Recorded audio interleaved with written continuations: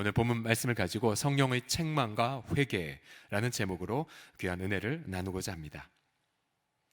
우리가 지난주 토요일부터 월요일까지 고 최종선 장로님, 우리 교회장으로 우리가 함께 했습니다. 우리 장로님께서 혈액암으로 이제 투병하신 지 얼마 안 되어 주님의 품에 부르심을 받았습니다. 이 갑작스러운 떠남 앞에 유족들과 또 성도들은 참 많은 눈물을 흘렸습니다. 무엇보다 장로님의 그 겸손한 믿음, 또 진실한 삶을 생각할 때마다 더 많은 아픔과 눈물이 그렇게 밀려 들어왔죠. 제가 지난주일 오후 입관 예배 때였습니다. 우리 영상실의 신성일 간사님께서 고 최종성 장로님의 생전 그 대표기도 음성을 찾아서 들려주었어요. 2010년 8월 29일 2부 예배 때의 기도 소리였습니다.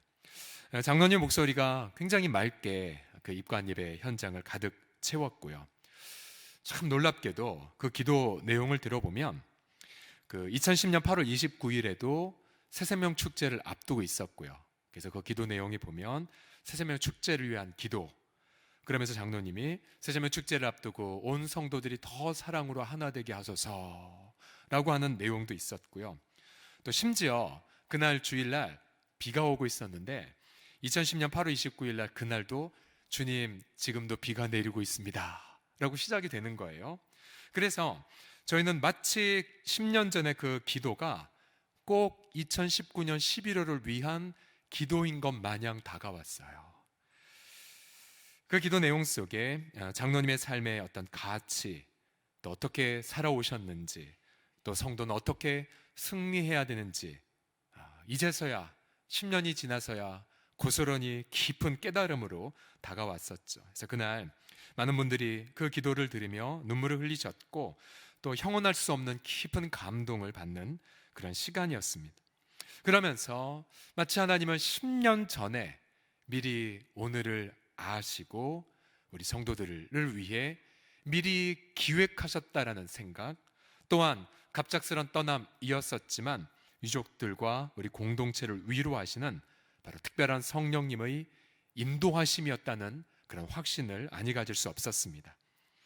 여러분, 성령 하나님은 지금도 우리 가운데 살아서 역사하고 계십니다. 오늘 보면 7절에 보시게 되면 예수님은 내가 너희에게 실상을 말하노니 내가 떠나가는 것이 너희에게 유익이라. 내가 떠나가지 아니하면 보혜사, 돕는 자, 상담가, 변호사, 조언자로 지칭되는 바로 파라클라토스, 보혜사가 너희에게로 오시지 아니할 것이요 내가 가면 내가 그를, 바로 성령님을 너희에게 보내겠다고 약속하셨습니다. 우리는 지난 몇 주 동안 바로 보혜사 성령에 대해서 나누었죠. 그런데 모든 그동안에 나누었던 내용은 성령님께서 성도의 내면 안에서 어떻게 일하신지에 대한 부분이었죠. 바로 성령의 내주하심에 대한 부분을 계속 나누었습니다. 근데 오늘 본문을 보게 되면 성령의 내주하심을 예수님 말씀하시기 전에 주님 말씀하신 부분이 있어요. 오늘 보면 7절은 예수님이 내가 성령을 보내겠다 약속하셨고요. 그 다음 8절에서 11절까지 보게 되면 성령이 바로 세상의 한복판 안에서 일할 것이다 라고 말씀하고 계세요. 8절에서 11절까지. 그 다음 12절부터 15절까지 비로소 성령께서 성도의 인격 안에서 어떻게 일하실지를 말씀하고 계십니다. 우리가 이 전체 문맥을 보게 되면 성령 하나님은 성도 안에서만 일하지 않으십니다. 성령 하나님은 저 세상 바깥에서도 일하고 계십니다. 성령 하나님은 교회 예배당 안에서만 일하지 않으십니다. 성령 하나님은 치열한 삶의 현장에서도 동일하게 일하십니다. 또한 주님의 성령을 약속하시고 나서 가장 먼저 세상에서 일하시는 것을 강조한 걸 보십시오. 우리가 내주하시는 성령님을 경험하지만 그러나 예수 그리스도께서는 저와 여러분을 데리고 세상의 한복판으로 가셔서 그 한복판 안에서 성령께서 어떻게 일하시는지를 여러분의 눈을 들어서 보여주기를 원하십니다. 앞서 영월내리교회에 참석했던 그 스님의 케이스처럼요. 예수님은 세상에서 이 성령님이 어떻게 일하시는지를 이렇게 한마디로 말씀하고 계세요. 8절을 다시 한번 읽어봅시다. 8절 시작. 그가 와서 죄에 대하여 의에 대하여 세상의 심판에 대하여 세상을 책망하시리라. 자, 성령이 세상을 어떻게 하신다고요? 책망하신답니다. 책망. 그러니까 성령께서 어떻게 세상의 한복판 아래에서 일하시냐면 책망으로 일하신다는 것. 책망. 여기서 말하는 이 책망이란 히라보 단어는 폭로하다, 또 빛으로 인도하다 등의 뜻을 갖고 있습니다. 이제 성령께서 세상을 책망하시되 세 가지의 죄목으로 세상을 책망하시죠. 죄, 의, 심판. 이 각각 세 가지를 가지고 세상을 책망하고 계시다라고 말하고 있습니다. 자, 우리 사랑하는 성도들이요, 성령께서 지금 이 시간도 세상 속에서 일하신다는 이 가르침은 대단히 중요한 가르침입니다. 왜냐하면 우리가 지금 예배당 안에 있지만 지금 성령 하나님은 여전히 세상의 현장에서 일하고 계시기 때문이지요. 믿으십니까? 우리가 지금 이 자리에 머무르고 있지만 우리가 세세면 축제 때에 초대할 VIP의 그 심령 속에 누가 일하고 계시냐면 바로 성령 하나님께서 일하고 계시다는 사실입니다. 성령께서 세상 속에서 일하신 그 결과로 세상에 있었던 저와 여러분이 바로 성도가 된 것 아니겠습니까? 자, 오늘 이 말씀을 잘 경청하시고 여러분이 담대하게 더 기쁨으로 세상 한복판으로 나아가시기를 부탁을 드립니다. 첫 번째로 성령은 세상 속에서 어떻게 일하고 계시냐면요, 가장 먼저 성령님은 믿지 않는 죄악을 책망하는 일을 하고 계십니다. 같이 따라 하시겠습니다. 성령님의 시작. 성령님은 믿지 않는 죄악을 책망하십니다. 어디에서요? 세상의 한복판 안에서. 세상에서. 구절을 보시게 되면 죄를 무엇이라고 소개하냐면 죄에 대하여라 함은 그들이, 즉 세상이 예수님을 믿지 아니함이요 라고 말하고 있어요. 죄가 무엇이냐면 바로 예수 그리스도를 믿지 않는 것을 죄라고 말씀하십니다. 여러분, 수많은 많은 죄들이 있겠지요. 많은 도덕적 죄, 또 어떤 범법 행위들이 있겠지만 성령 하나님은 가장 분명하게 지적하시는 죄가 뭐냐면 믿지 않는 죄악을 책망을 하신다는 사실이죠. 왜 예수 그리스도를 믿지 않는 것이 죄가 됩니까? 죄. 요한복음 전체를 살펴보면 이미 요한복음 1장에서 예수님을 가리켜 이렇게 말씀하고 계세요. 1장 29절 시작. 보라, 세상 죄를 지고 가는 하나님의 어린 양이로다. 예수님이 누구의 죄를 짊어지고 가고 계십니까? 세상의 죄예요. 세상의 죄. 자, 예수님이 성도의 죄만을 짊어지셨습니까? 그렇지 않아요. 예수님은 세상의 죄를 지고 가신 하나님의 어린 양이세요. 여기서 이 세상 대신에 저와 여러분이 품고 있는 여러분의 VIP의 이름을 한번 넣어 보십시오. 하나님, 아무개의 죄를 예수님이 어린 양으로서 대신 짊어지셨나이다. 여러분, 이미 예수께서 바로 우리의 이웃들, 믿지 않는 우리 배우자, 또 우리 자녀들, 또 우리가 일터에서 만나는 사람들의 죄를 이미 짊어지고 가셨다는 것을 바라보십시오. 성령님은 바로 그들의 죄를 예수님이 대신 짊어지셨음을 일깨워 주십니다. 그뿐만이 아니죠. 요한복음 3장 17절 이하를 보시게 되면 하나님이 세상을 이처럼 사랑하사 독생자를 주셨으니, 여러분, 하나님이 누구를 사랑하셨다고요? 성도입니까? 세상입니까? 세상이에요. 세상. 왜 우리는 자꾸만 이 사실을 하나님이 교회만 사랑하셔서, 하나님의 직분자만을 사랑하셔서, 하나님이 우리만 사랑하시서라고 자꾸만 오해하지요. 성경 분명히 말하면 하나님은 세상을 사랑하셔서 그 세상을 위해 자기의 독생자를 주셨습니다. 왜요? 이는 그 세상이 그리스도를 믿는 자마다 멸망하지 않고 영생을 얻게 하려 하심이었죠. 심지어 17절을 보시게 되면 하나님이 그 아들을 세상에 보내신 것은 세상을 심판하려 하심이 아니요 그로 말미암아 누가 구원받게 하려 함이라고요? 세상이.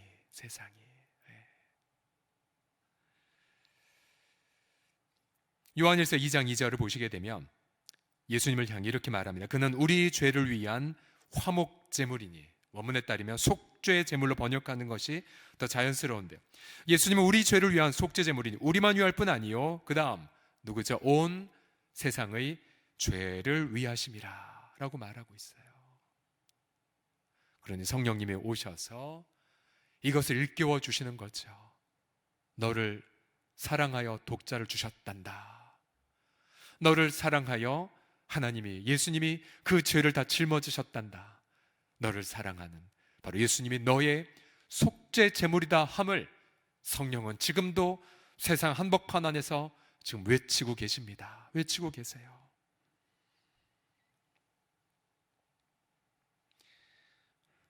그러니 여러분, 우리가 노방전도를 할 때에도 성령이 충만한 교회에서 성령이 계시지 않은 세상으로 가는 게 결코 아니에요.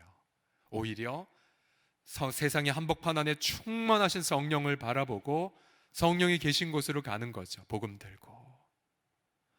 여러분, 저와 여러분이 절대로 성령의 임재를 예배당 안에서 제한하지 마십시오. 오히려 믿지 않는 분들 속에 지금 성령은 일하고 계시고 바로 그들의 눈을 열어서 자신을 향한 하나님의 특별한 사랑을 지금도 경험하게 하십니다. 그리고 보면 1989년도 7월 달에 제가 처음으로 복음을 들었을 때에 제 마음에 가장 큰 가책은 이것이었어요. 너 하나님 믿지 않았구나. 하나님 믿지 않은 죄. 하나님 믿지 않은 죄. 독자를 아끼지 않고 주셨는데 하나님 믿지 않은 그 죄가 깨달아졌고, 그리고 그때 제 죄의 악들을 자백했고요. 그 자리에서 예수님을 나의 주 나의 하나님으로 영접을 했었습니다. 그러니까 세상에 속한 서경철을 성령께서 감화감동하셔서 저의 가장 큰 죄, 바로 주님을 믿지 않고 허송생활했던 죄악을 깨우쳐 주시고 책망하셨던 것이고 결국 돌아오게 하셨던 것이었죠. 여러분, 만약 지금 스스메 축제를 앞두고 여러 번 예수 그리스도를 아마 소개하셨을 것이고 또 교회를 홍보하셨을 것입니다. 아마 보통 이런 반응들이 많으셨을 거예요. 이제 저희 교회를 예를 들어서 우리 홍성교를 욕하거나 아니면 우리 교회를 이렇게 폄하하진 않으시겠지만 여전히 그분 마음속에 뭔가 주저하는 이유들을 계속 발견하셨겠지요. 저도 과거에 은혜도 체험했고, 그러나 어떤 교회 성도들로 인하여 상처를 받았거나 아니면 자기 삶 속에 뭔가 하나님에 대한 오해하는 마음들로 인하여서 여러분들의 초대를 거부하시는 경우도 있으실 것입니다. 근데 여러분 잘 들어보세요. 여러분들이 VIP를 초대하셨을 때에 그 VIP가 여러분을 거부하셨다면 여러분을 거부한 게 아닙니다. 그것은 바로 그들을 초대하시는 성령의 책망을 자꾸 거부하는 것이에요. 거부하는 것입니다. 어떤 분들은 노골적으로 신앙을 박해하며 믿음을 반대하시는 분들이 있죠. 노골적으로. 여러분, 그런 분들은 더 성령의 책망을 지금 경험하고 있다는 반증이기도 합니다. 요한복음 3장 19절 이하를 보시면 그 정죄는 이것이니 곧 빛이신 예수님이 세상에 왔으되 그 다음 사람들이 자기 행위가 악함으로 빛보다 어둠을 더 사랑한 것이니라. 악을 행하는 자마다 빛을 미워하여 빛으로 오지 아니하나니 이는 그 행위가 어떡할까 염려한다고요? 드러날까 함이요. 드러날까 함이요. 결국 빛이 비칠수록 어둠은 자기 어둠이 드러나길 원치 않습니다. 그래서 더 도망가죠. 더 핑계를 댑니다. 그러면 우리는 이렇게 깨달아, 성령이 지금 그분을 더 강렬하게 비추고 있구나. 포기하시면 안 돼요. 포기하시면 안 돼요. 오히려 좋은 사인이구나. 여러분 앞에 대놓고 더 교회를 욕하고 복음을 대적하면 좋은 징조예요. 그분은 지적해놓고 포기하지 않고 성령님 이미 저분의 마음을 감화감동하심을 믿나이다. 그분이 돌이켜 바로 예수 그리스도께로 나오게 하여 주옵소서라고 더 기도하셔야 됩니다. 분명히 요한일서 1장 9절에 보시게 되면 만일 우리가 우리 죄를 자백하면 그는 미쁘시고 의로사 우리 죄를 사하시며 우리는 모든 불의에서 깨끗하게 하실 것이라고 약속하고 있습니다. 반대하는 분이 있다면 그분이 은밀히 의지하는 어둠의 우상이 무너지도록 기도하셔야 돼요. 또한 그분이 주님의 긍휼과 자비만을 신뢰하며 주님 앞에 나올 수 있도록 기도하십시오. 오늘도 우리가 눈물 뿌렸던 부분들, 또 기도했던 부분들이 또다시 VIP의 마음에 쌓여질 것입니다. 어떤 분들은 마이너스 10에서 여러분의 기도로 마이너스 8이 되는 분도 있겠고, 어떤 분들은 마이너스 1에서 오늘 여러분의 기도로 0이 되어 1이 되어 마침내 결신의 열매를 맺는 분들도 있을 것입니다. 중요한 건 여러분, 전도한다는 것은 진리입니다. 진리. 반드시 옳은 결과를 가져올 수밖에 없어요. 시간 차가 있지만 그러나 여러분의 입술을 통하여 성령께서 세상에 믿지 않는 분들의 마음을 감화감동하실 것이기에 여러분들이 포기하지 않고 바로 그들을 책망하시는 성령과 더불어서 더 세상 속으로 더 주의 이름을 가지고 들어가시기를 예수님의 이름으로 축복합니다. 옆 사람 보시면서 세상으로 더 나아갑시다 하겠습니다. 시작. 세상으로 더 나아가겠습니다. 자, 오늘 이 본문 말씀이 우리에게 굉장히 큰 격려와 위로가 되고 있어요.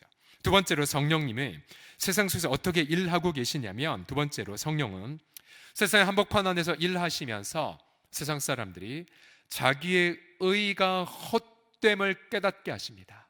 자기의 의, 다른 말로 자기 어떤 자랑, 또 자기가 사는 어떤 인생의 목적의 허무함을 깨닫도록 성령님은 세상의 한복판 안에서 지금도 일하고 계십니다. 10절을 다 같이 읽어보죠. 10절 시작. 의에 대하여라 함은 내가 아버지께로 가니 너희가 다시 나를 보지 못함이요. 다시 한번 읽어보죠. 천천히 시작. 의에 대하여라 함은 내가 아버지께로 가니 너희가 다시 나를 보지 못함이요. 얼핏 봐서 잘 이해가 안 되는 구절이지요. 그러나 예수님이 아버지께로 가시는 것, 그 다음에 더 이상 제자들이 예수님을 보지 못하는 것을 묵상하면 뜻이 자명해집니다. 첫 번째로, 왜 예수님이 아버지께로 가실까요? 요한복음은 예수님이 아버지께로 가는 건 반드시 우리 죄를 위해 십자가에 죽으시는 것을 말씀하셨어요. 예수님이 아버지께로 가신다는 것은 온 세상을 위한 화목의 제물을 드리신다는 뜻입니다. 죽으신다는 것. 그 다음, 제자들이 왜 더 이상 예수님을 보지 못하십니까? 그 죽으신 예수님이 사흘 만에 다시 살아나셨고 하늘로 바로 승천하셨기 때문에 더 이상 제자들은 예수님을 보지 못합니다. 결국 이 두 문장을 통하여 예수님은 십자가에서의 대속의 죽음, 장사 지내심, 그리고 부활, 승천까지를 주님은 이 문장 속에 담으신 것입니다. 여러분, 예수 그리스도께서 십자가에 죽으신 이유는 바로 죄인을 처벌한 하나님의 의를 이루기 위해서있죠. 그래서 하나님은 자기 독자라도 아끼지 않고 무섭게 진노를 쏟아 부으셨습니다. 또한 십자가는 바로 하나님의 죄인을 사랑하시는 의를 이루셨죠. 왜요? 십자가를 통해 하나님은 그 아들을 피를 통하여 저와 여러분의 죄를 용서하셨기 때문입니다. 믿으십니까? 우리가 영원히 묵상해야 될 십자가에서 이루어진 하나님의 의. 저는 청년부에서 토요일 아침마다 교육을 하고 있는데요, 내일 공부할 부분에 보면 조나단 에드워즈의 이 내용이 이렇게 나오고 있습니다. 뭐라고 나오냐면, 구속자의 고난을 통해 우리는 죄에 대한 하나님의 증오와 죄를 벌하시는 그분의 진노와 공의, 그렇죠? 자기 아들도 아끼지 않고 주님 벌하셨죠. 그러나 그 진노와 공의를 가장 감동적으로 보게 되어 우리는 하나님께 무척이나 소중하고 우리에겐 사랑스러운 그리스도를 통해 엄격하고 냉혹한 하나님의 공의와 죄를 처참하게 벌하실 만큼 무시무시한 그분의 진노를 우리는 발견해요. 결국 십자가를 통해 죄를 처벌하신 하나님의 공의가 이루어졌죠. 또 십자가를 통해 죄인을 용서하신 하나님의 사랑이 드러났습니다. 결국 예수님의 십자가와 부활을 통하여 하나님 완벽한 의가 이 세상의 한복판 안에 이루어졌어요. 설교자로서 정말 수천 번 수만 번 십자가를 설교했겠고 또 가르쳤겠지만, 그러나 십자가를 묵상할 때마다 너무나 놀랍지 않습니까? 어떻게 이러한 일이, 어떻게 죄 문제와 사랑의 문제를 한꺼번에 해결하셨을까? 그래서 성령 하나님은 세상 한복판에서 무엇을 바라보게 하십니까? 봐라, 너희들이 아무리 성공을 위해 뭔가를 쌓아놓는다 한들, 또 아무리 무언가를 성취하려 한들 그건 다 헛된 것뿐이고 바로 예수 안에서, 예수님 안에서 하나님이 이루신 영원한 의만이 바로 너희의 성공의 근거임을 주님은 깨닫게 해주시지요. 여전히 많은 이들이 자신의 살아가는 이유를 직업에 두는 분들이 많으세요. 직업에 두는 분들. 그래서 이런 분들의 특징이 무엇이냐면 직업이 일터가 흔들리면 자기 존재 자체가 다 흔들리는 경험을 합니다. 특별히 전문직에 있거나 또 사회적 명성을 쌓은 분들이 그렇죠. 또 정치가들도 마찬가지이죠. 또한 어떤 분들은 또 엄마로서 희생했던 삶을 자신의 존재 이유로 여기는 분들이 있어요. 네, 그런 분들은 노년에 자녀들 하나둘씩 다 떠나가고, 그러면 어느덧 자신의 존재를 지탱해왔던 엄마됨의 헛됨을 깨닫고는 깊은 허무감에 빠지십니다. 여러분, 자기 의의를 지탱하는 모든 것들은 언젠간 낡아져 썩어지고 사라질 뿐입니다. 그때 사람들은 절망을 느끼고 살 소망을 잃어버리죠. 성령 하나님은 끊임없이 세상의 한복판 안에서 말씀하고 계세요. 야, 너희 그 헛된 자기 의의를 내려놓거라. 너희 헛된 자기 자랑을 포기하라고.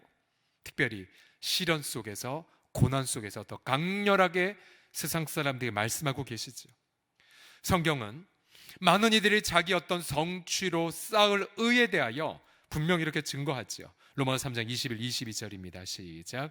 이제는 율법 외에 하나님의 한 의가 나타났으니 율법과 선지자들에게 증거를 받은 것이라. 곧 예수 그리스도를 믿음으로 말미암아 모든 믿는 자에게 미치는 하나님의 의인이 차별이 없느니라. 놀라운 기쁨의 소식이지요. 많은 이들이 뭔가 내가 성취해야 의를 쌓는다고 여기는데, 그런데 하나님은 바로 예수 그리스도 안에서 하나님의 값없이 주신 의의 선물을 다 준비해 놓고 우리를 기다리고 계시죠. 어제 새벽 3시 몇 분인가요? 우리 가운데 한 성도님이 저한테 문자를 보내주셨어요. 목사님, 정말 전도하고 싶은 제 친구가 있는데 가족 잃고 고난 겪고 있고 그러면서 술에 절어 살고, 이 사람아 네 고난 하나님께 돌아와야 돼. 아무리 말을 듣지 않는다고. 목사님 도와달라고, 기도해달라고 3시 20분인가에 그렇게 문자가 왔었어요. 얼마나 그 친구를 보면 안타깝길래 그런 문자를 보냈단 말입니까? 세상 사람들이 여러분 보기에는 나 잘 살아, 괜찮아 다 거짓말이에요. 다 거짓말이에요. 제가 판자촌에 계신 분도 또 재벌들도 다 대화를 해보면 다 하나씩 고통의 통곡의 눈물 다 갖고 있어요. 안 그러면 단 하나도 없어요. 단 한 가지 거죠. 나 지금 인생 잘 살고 있나? 나 제대로 살고 있나? 내 인생 의미가 있을까? 내 인생 너무 허무한 것 같아. 나 너무 힘들어. 내 가치가 뭘까? 그래서 지금도 수많은 이들이 금요일 밤을 지새우며 의미를 찾고 싶지만 찾지 못하죠. 여러분, 어디서 그 해답을 찾을 수가 있겠습니까?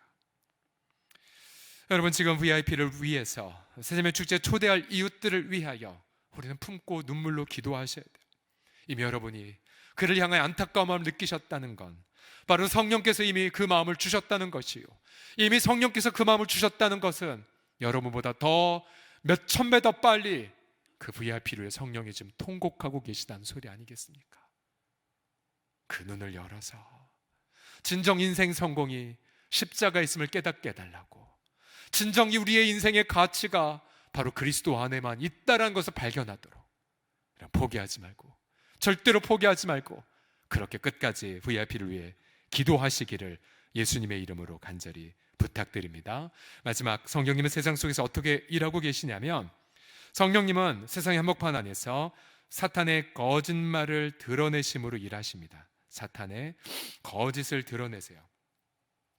11절을 다 같이 읽겠습니다. 11절 시작. 심판에 대하여라 함은 이 세상 임금이 심판을 받았음이라. 자, 계속 문맥은 세상을 책망하다라는 문맥하에 주어진 거죠. 교회 안에서 예수 이름으로 대적할 때만 사탄이 쫓겨가는 것이 아니라, 바로 예수님은 여전히 세상의 한복판 안에 성령을 보내셔서 세상을 향해 외치십니다. 세상아, 너의 진짜 왕은 이미 심판받았어 라고요. 이 세상의 임금은 이름은 무엇입니까? 바로 사탄이죠. 사탄. 대적자라는 뜻의 사탄, 혹은 참소자, 비방자라는 뜻의 마귀가 바로 그이죠. 예수님은 요한복음에 곳곳에 사탄의 정체를 이렇게 밝히셨어요. 8장 44절 같이 읽어보죠. 시작. 너희는 너희 아비 너희도 행하고자 하느니라.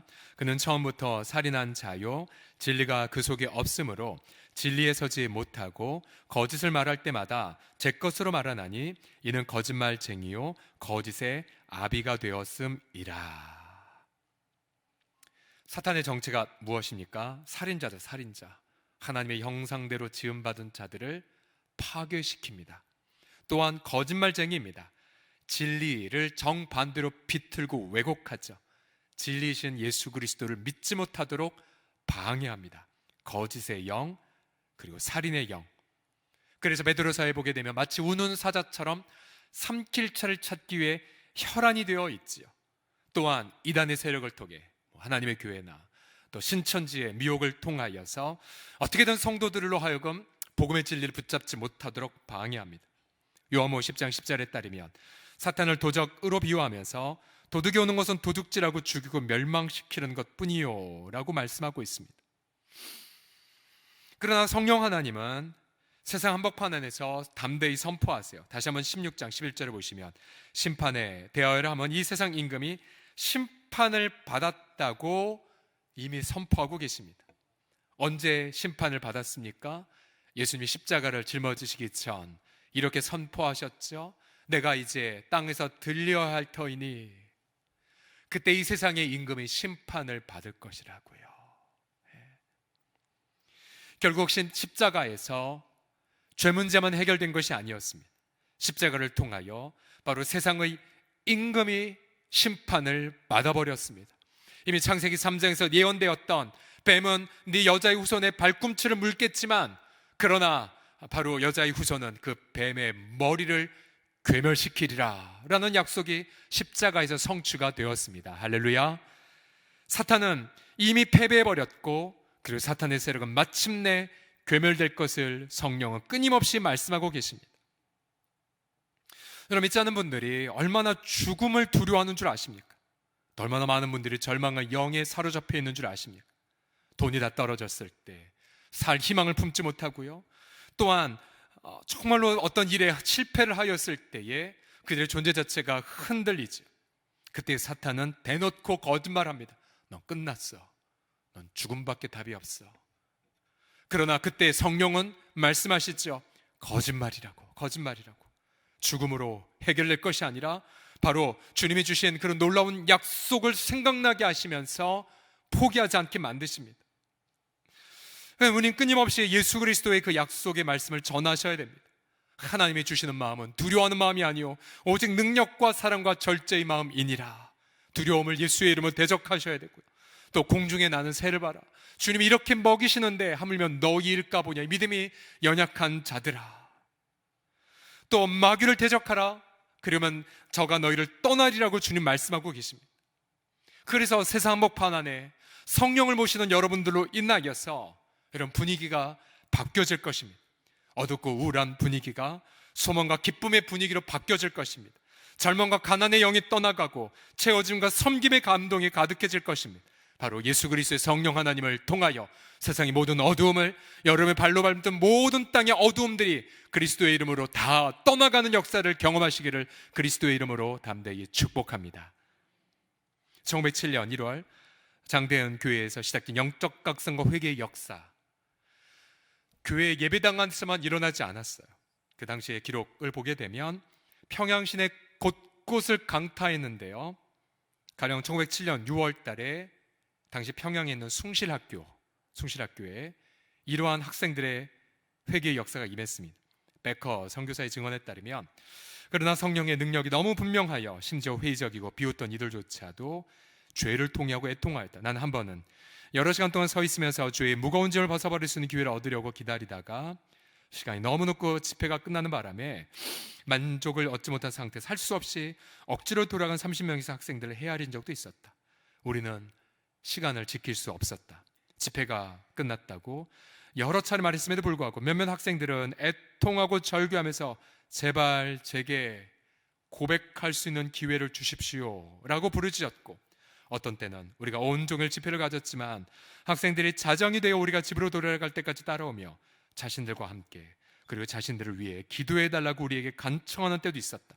학생들의 약 10분의 9가 이때에 성령의 깊은 감동을 받았고 중생의 은혜를 경험하였다고 증언했습니다.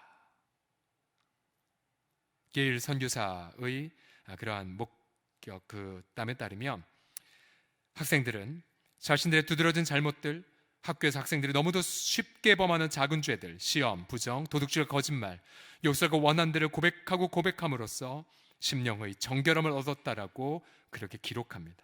그래서 평양 시내 전체가, 예배당뿐만 아니라 평양시 전체가 어디서나 기도 소리나 통회와 찬송 소리가 들렸다고 합니다.